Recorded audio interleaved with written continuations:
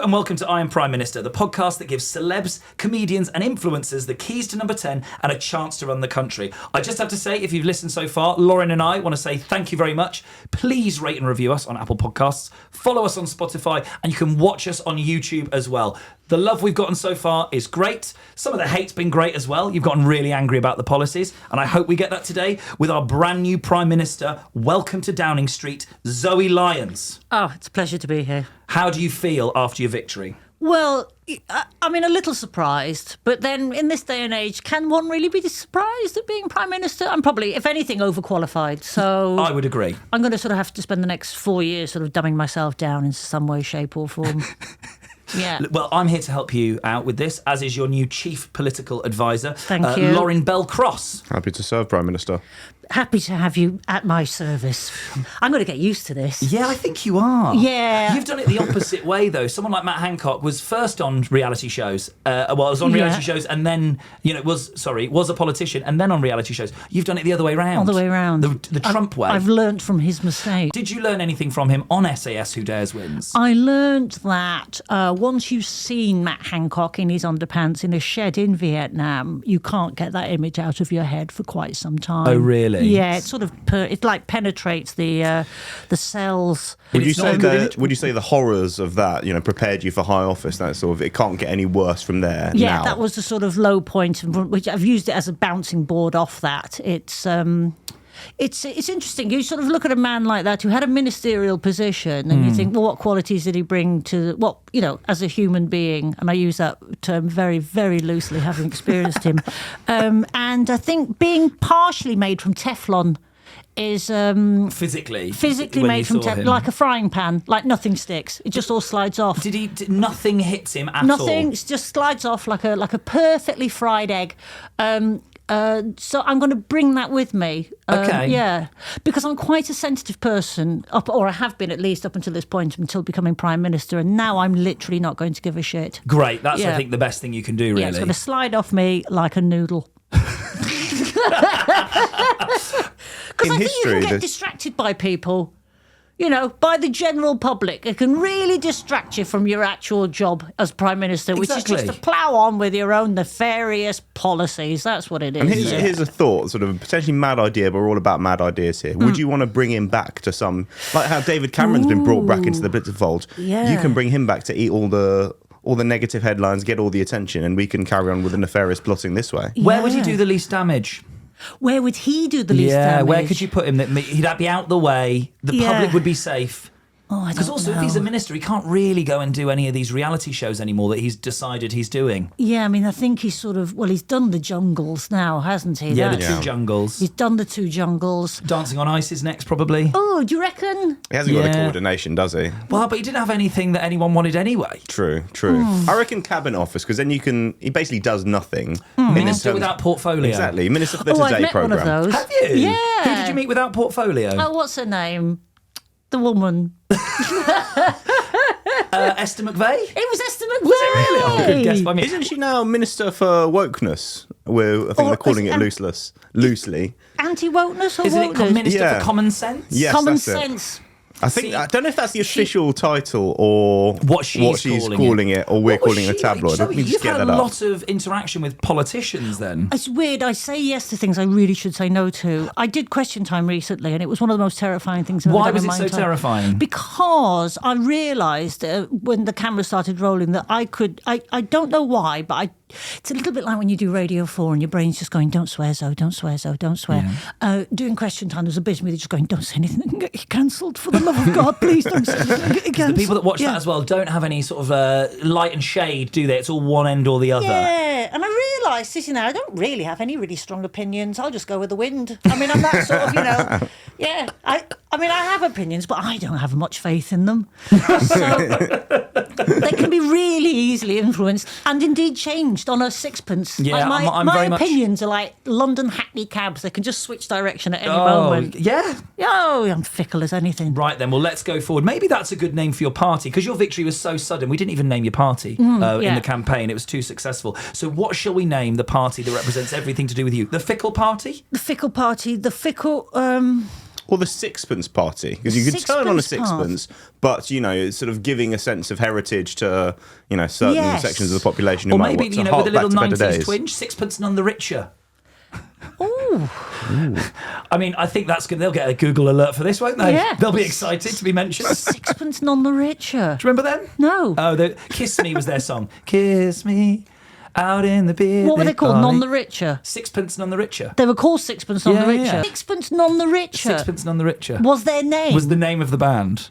Who the hell came up with that? Well, I didn't. They were a one-hit wonder. Right, fair enough. Okay, so the sixpence party I like, so we could always turn everything on Yeah. a sixpence. Yeah. That feels good. And probably none the richer would fit as well. Yeah. When they read the my sixpence. budget.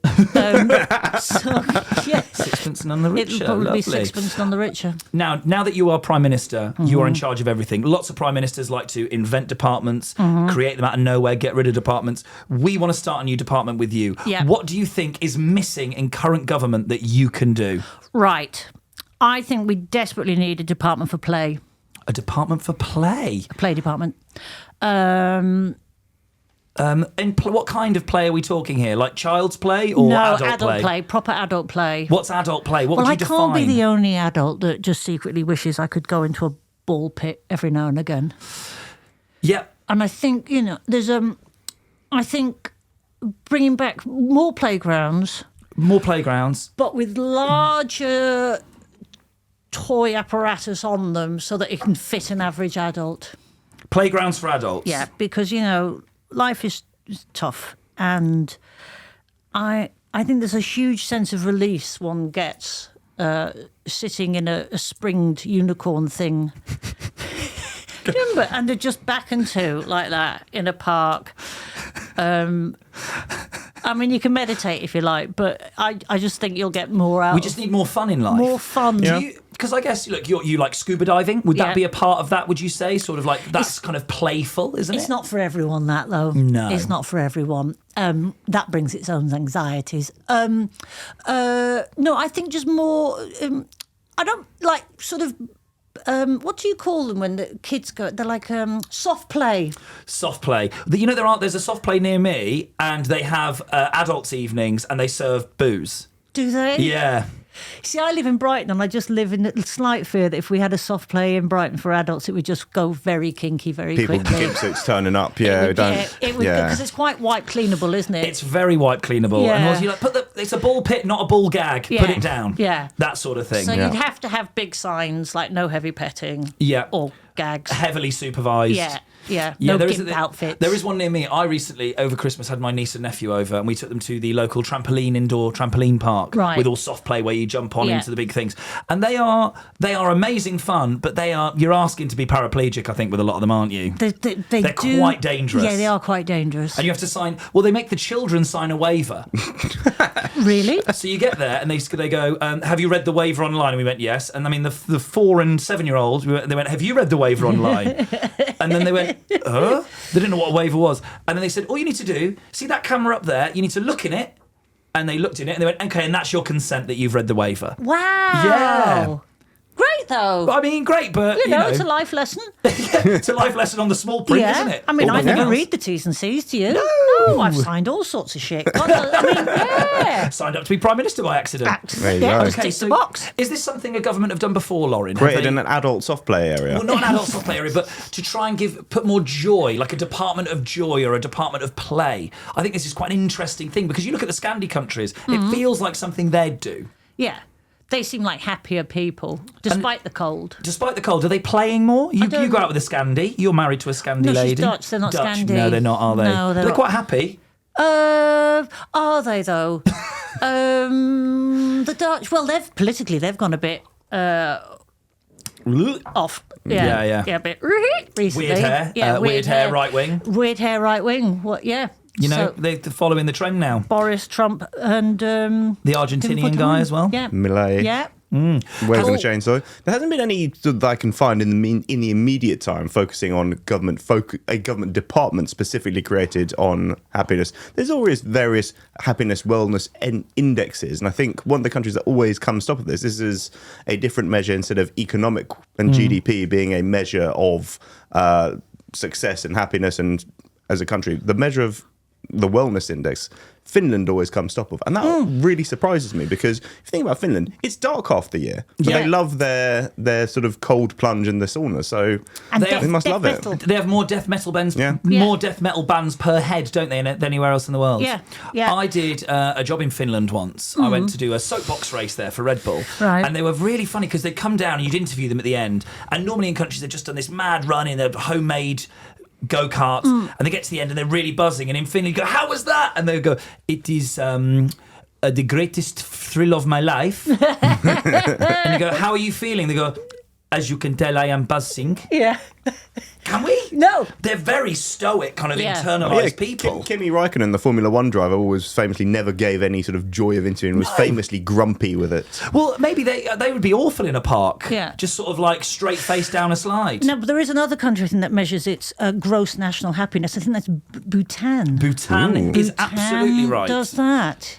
And I think they're happy because, well, I think they're outside a lot. They're outside a lot, and I think there is a dictatorship telling them to be. Possibly. So maybe we need some dictatorship in your... This is quite common with all the comedians who come on. Yeah. Sort of turns into a dictatorship by accident. Yeah, but like a happy dictatorship. Yeah, happy dictatorship. I'd have a big statue, but it'd be done by Banksy. Okay. Yeah, what would maybe the statue be of? Like maybe a Mickey Mouse head and, I don't know, giving the V's. and so sort of playful. More playful, so playgrounds for adults. Is there But any more... very, very big. Like a sort of Uzbekistan size...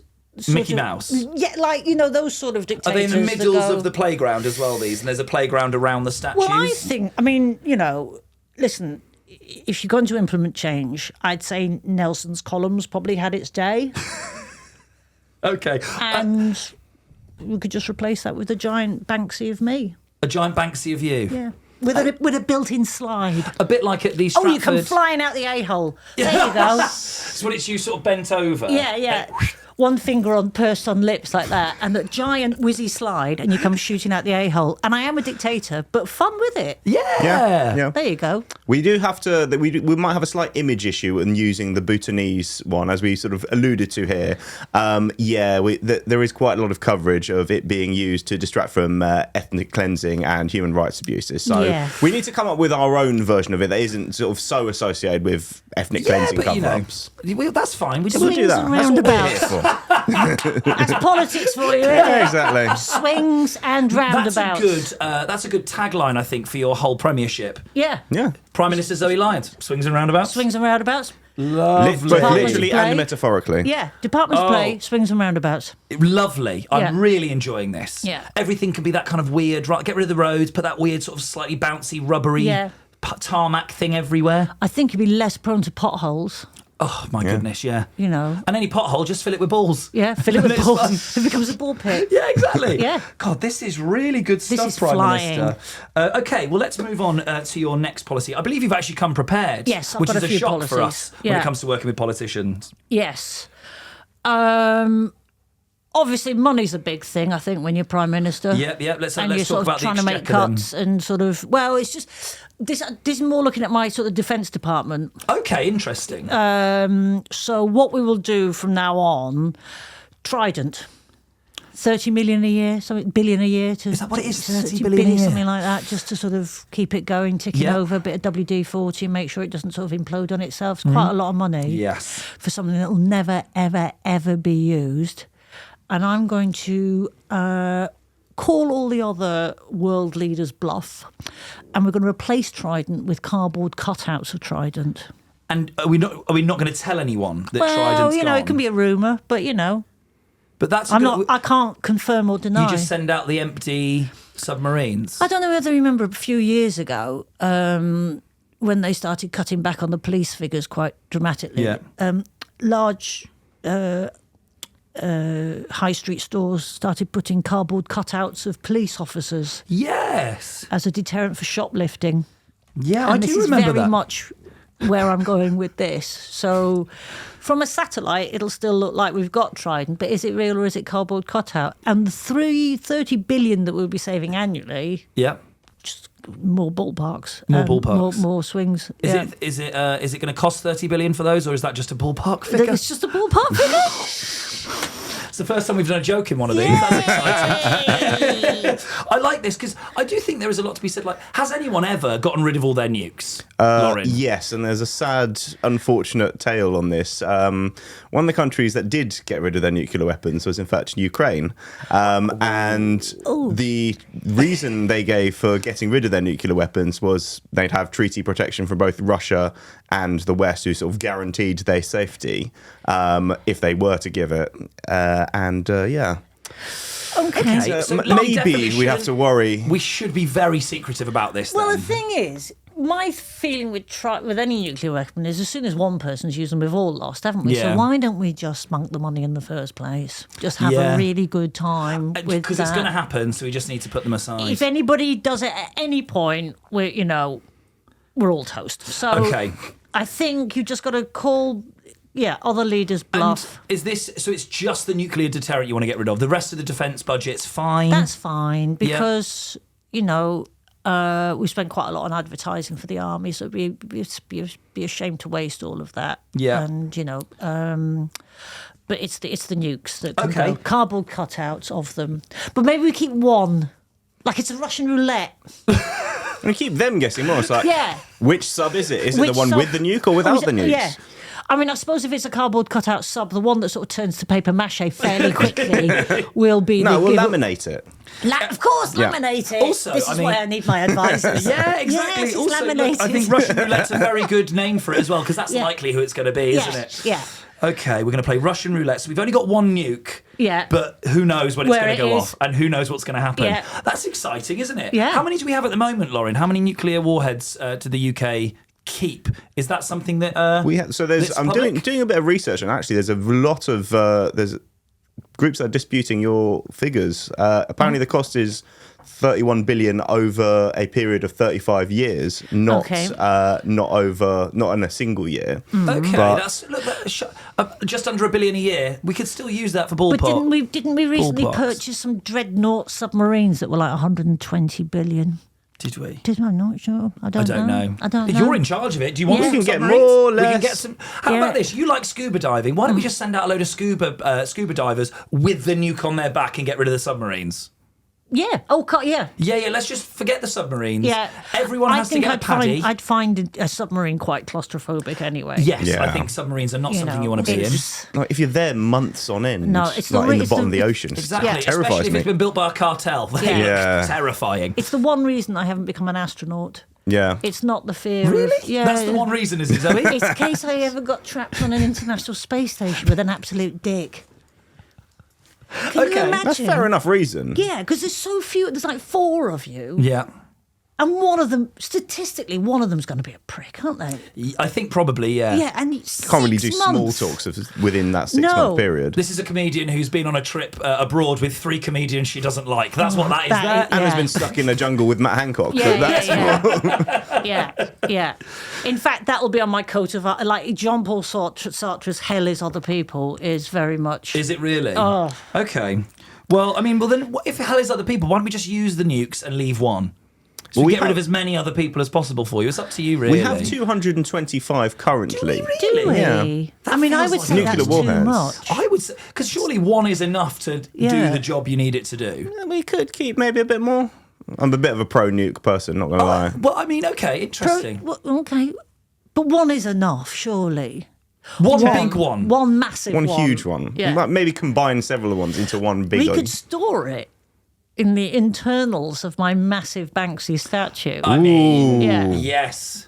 Yeah. Or surely each of the nukes, the rockets, could be you Yeah, as flying towards the them. head opens up like very much like a Thunderbird thing. Now have it. It's the slide where people come out most days, and then suddenly there's It's just- DEFCON 5 happens. It Yeah. bends over slightly further, opens up, nuke goes out. And that, See you later, Vlad. Also, I think there's something very patriotic of a nuke being fired from Trafalgar Square. Yeah. If you're That'd gonna- really make a statement, wouldn't it? If Yeah. Trafalgar Square opened up, you come out and then a nuke comes out your head. Because are they currently stored in Scotland? Have I got that right? They're off Guidance? in submarines in constant deployment, so we Yeah. don't know where they are. You see, Are they yeah. not in, because they're based in They're Barrow based- in Furness, aren't they? Have you been to Barrow? No. It looks like one of them's gone off. Okay. Yeah, it's pretty bad. Yeah. The first time I went to Barrow, got off the train, and there was a rat eating a dead pigeon. Oh. Yeah, Welcome to lovely. Barrow. Nice. Is Barrow? Is it like? Does it look like the little Winky hanging off the? It's like a Winky off the northwest, isn't it? You really don't know what Winky looks like, do you, Zoe? It's down a little peninsula, isn't it? There. Yes, it is a little peninsula. A peninsula makes it sound a lot better than it is. Yeah. A wart. Yeah. Okay. Apologies to the listeners in Barrow. They don't have the internet. Oh, okay. It's horrendous enough. there. Or radio, probably. Yeah. Well, okay then. Well, I think this is a good place to start with your defence. Yeah. Very good. Strong defence policy. I think it's really good for a Prime Minister. Yeah. Okay. Saved a lot of money. Saved a lot of still money. Still got one new. And saved some lives as well, because maybe other people will use it as inspiration to get rid of their nukes. Yeah, I don't think that'll happen. But it's but you know, at least it'd probably get me a Nobel Peace Prize as well. That's It probably the other would, thing. yeah. I think it really would. Yeah. Which is basically what I'm thinking about. Is it really? Yeah. First comedian to win a Peace Prize. Yeah. That's really what I'm going for. I will jeopardise the entire nation's security so that I get a Nobel Peace Prize. You get £1 million if you would have beat a It Nobel is £1 million, Prize. isn't it? Yeah. And apparently, because I asked a nuclear physicist this recently, because that's the sort of company I'm hanging out in. Yeah. You can spend it on whatever you want. I thought you had to spend that money on, like, if you want it for science, you had to pump it back into whatever science research No, it's you a were doing. personal prize. No, you can absolutely spend it on anything. Yeah. So you could win the prize and then for peace, and then buy more nukes with it. I could buy what with I could the buy £1 million my own quid. How many nukes security. you get for £1 million? Not many, No. but yeah. All right, look, I like this. Lovely defence policy there. So we're going to keep one nuke, get rid of the rest, Yeah. spend the money on your new Department of Play. Yeah. Lovely. Let's move on to your next policy, please, Prime Minister. Right, well, in that vein, this might sound like a defence policy, but it's not. It's actually a work and pensions policy. Okay. I'm going to bring back national service, Okay. but not within the military, Okay. within hospitality and retail. Ooh. So everybody has to spend a year working in hospitality and like Can you retail. pick when you do your year, or is it when you're fresh out of uni or school? I think that's an interesting question, actually, and I think flexibility on this would probably be beneficial, but everybody's got to do it. Is this why? Because I think it'll make a kinder society. I totally agree. And I also think it'll improve customer service. Yeah. Yep. Because I've found it a little bit wanting of late.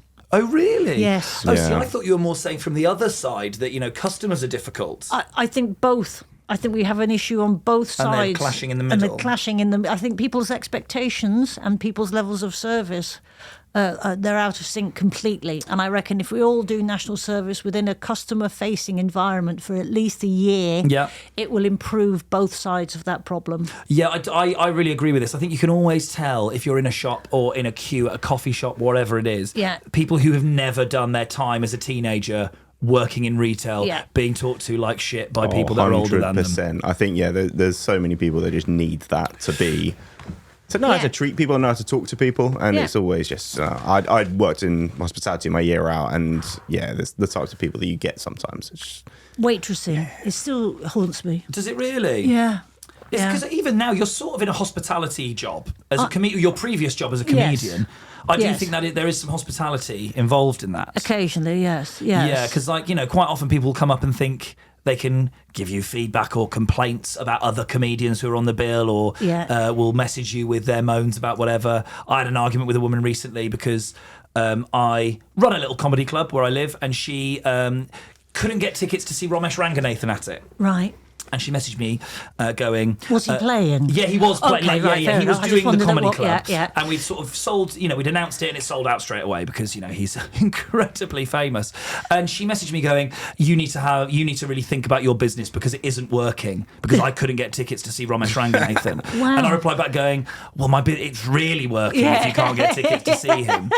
And she sent this, she was like, it's absolutely pathetic, your level, the levels of your levels of business acumen. She sent this massive message.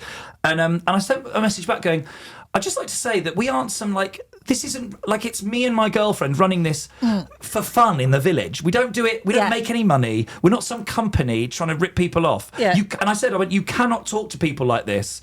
And she went, I will never be attending your comedy club. And I went, please never come because you're the kind of humorless bitch Yeah. I don't want anywhere near Well, it. it sounds like she hasn't got the skills to acquire the tickets in the first place anyway. So. Well, she said that. She's like, the website didn't work. It wouldn't let me have them. I went, you left them in your basket for too long. It's a basic thing. But then what she said is, she said to me, I've screenshotted these messages and I will be reporting you. And I was like, To who? the local MP. Who do you report Exactly. that to? It's my company. It's my little business. With a turnover of £4,000 a year, like it's not a big thing. That's amazing. But she was though, so isn't it? angry. But that level of entitlement is just bewildering, It's isn't it? become a real problem, though. But also It the is, thought that, yeah. like, this is going to be front page of the Oxford Mail or whatever. It's like, Yeah. The Hayford Village News, I believe. Yeah. I think is what I thought it would be. But that has become a real thing, and at theatres, it's gotten really bad. People sort of being entitled and talking to people badly, like ushers Yeah. and things when they're told to be quiet. Yeah. Has something happened to you though to think that the customer service isn't good the other way? What, like receiving bad customer service? Is something happened to make you think I'm about really, this? really right now. Whenever I go into a well-known high street sandwich retail outlet, I always ask for a receipt. And this makes me sound really old, but I'm going to say 8 out of 10 times they forget to give me the receipt, and it's the one thing like they go, anything else? And I go, could I have a receipt with that, please? Huh? And by the time they said, huh, and got to they've forgotten to give me the receipt, and it's literally 3 seconds. Yeah. And like, I get it, it can be a dead end job and it's hard work and you're dealing with, but come on, get with the program. I need my receipt for my taxes. You've taken the job. Yeah. I do think quite often there are people that act like they want to be anywhere else, and they go, "Well, you did. No one's forced you into working here."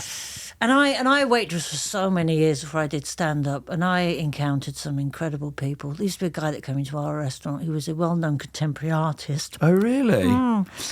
But an absolute arsehole. And he one day said to me, I said to him, can I get you a coffee at the end of the meal? And he went, if I have an espresso now, how long will it keep me awake for? And I looked at him and I went, what? He went, if I have an espresso now, how long will it keep me awake for? And I went, mate, look at the apron.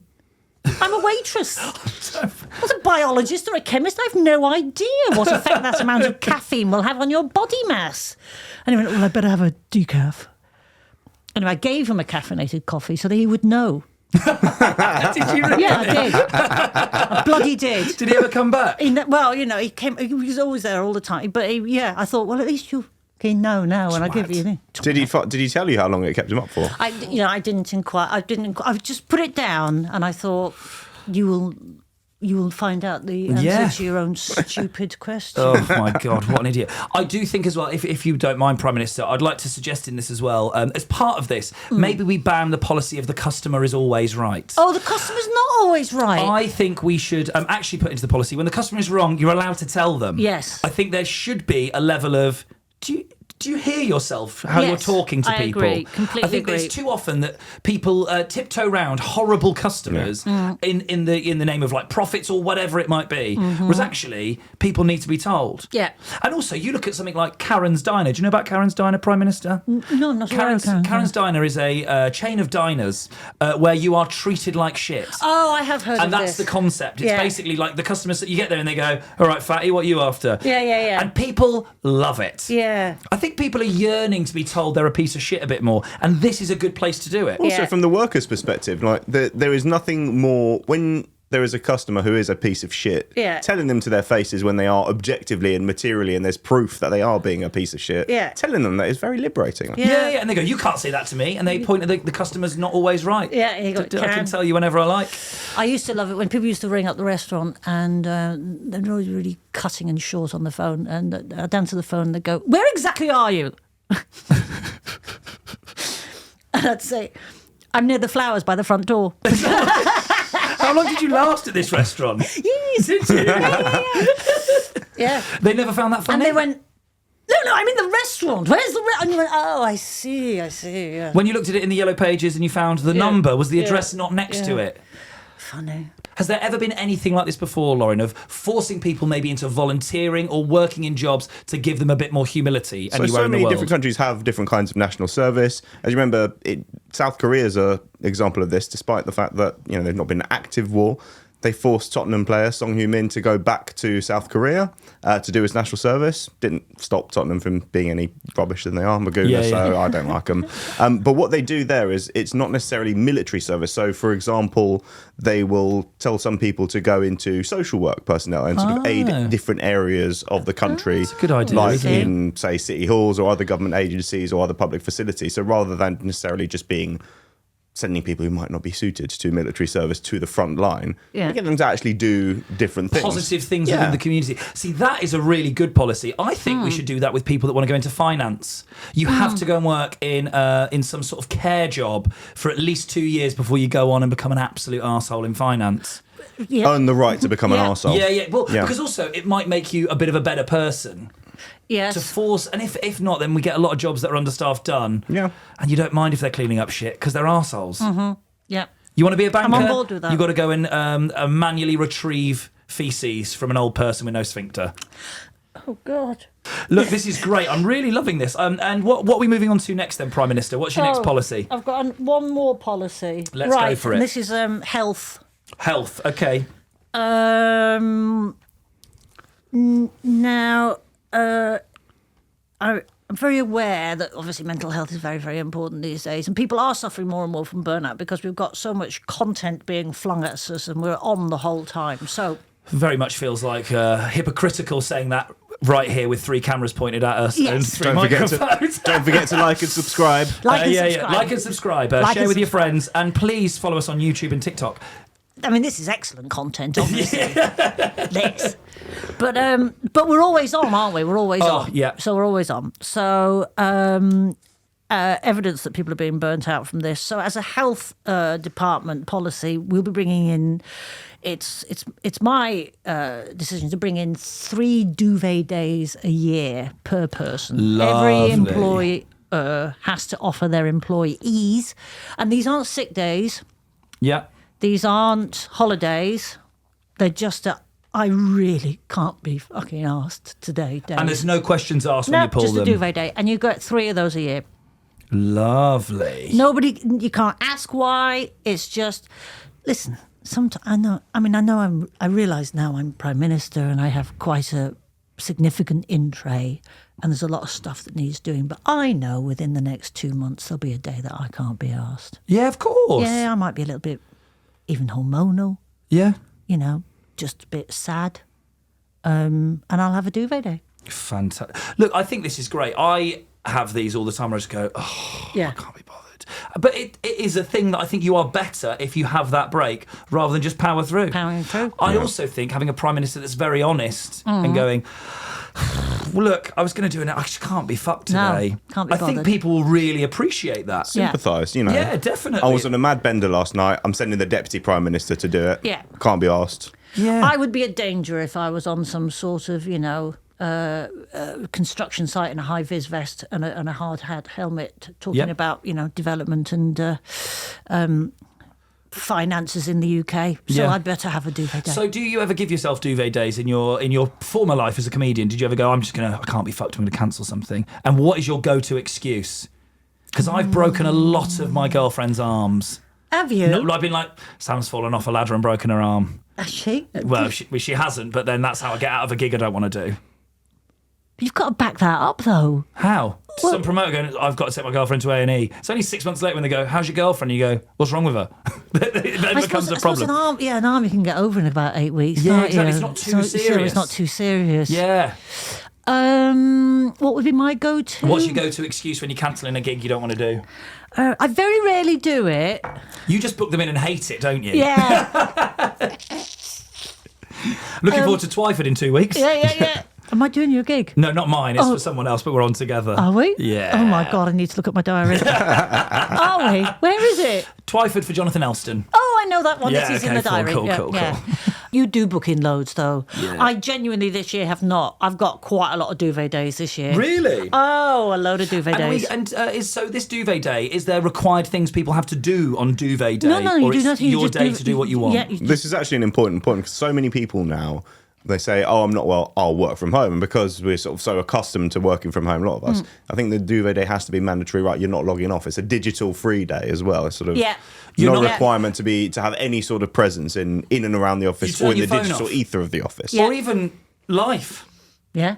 I think sometimes you need a duvet day from Everything. Oh, you do? You know, you look at your phone sometimes, you go, I'm in all these WhatsApp groups, and they're all organising something that I know I'm not going to go to, but you feel like you have to be in it, don't you? I'm currently in that situation with Are you? Yeah, I've got 2 things that are happening this week that I know I can't make either of them now. Oh, no. And now the WhatsApp group keeps getting bigger and you're like, yeah, see you then. I won't see them then. So you just go in a WhatsApp group, duvet day, and no one is legally allowed to say anything in your life. That's it. Yeah. Oh, yeah, I really like this. Yeah. Sort of like an official mental health day. I mean, women have had it for a while. For many years, if you just went period, guys would just go, okay, no, ask any more questions about that. I mean, guys are more on board now with the idea that, but cool. But for Tell me, years, you have your life. Yeah. What's your go-to products? Do you roll your own?